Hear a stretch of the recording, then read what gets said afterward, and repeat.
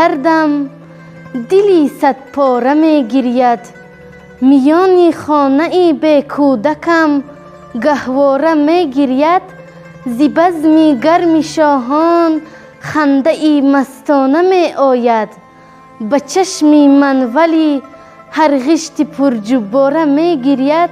زمین بیچاره می دانم فلک بیچاره تر است و دو بیچاره به احوال منی بیچاره می گرید. زمین و آسمان تنها به گردون اختران تنها. خیالم با منی تنها همه سیاره می گرید. تخمینه‌ام از درد و غم دو نیمه‌ام. در حسرتی سهرابی یل درجی غما شد سینم. سهرابی من، مهرابی من، خورشیدی من، مهتابی من. در این جهانی بی کسی یکتایی من، نایابی من. در دشت کین سرگشته شد در خاک و خون آغشته شد. از مهر رستم زاده شد از قهر رستم کشته شد. افتاد از بالای زین چون اختر است چرخی برین.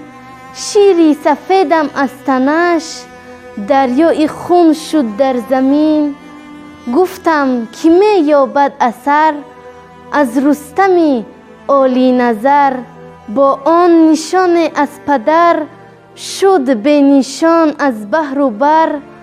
گلچینی دورانم گذشت گلریزی بوستانم گذشت. تیغی که رستم زد برود از جوشن جانم گذشت. اکنون چی دارد بودی من فردایی به مقصودی من.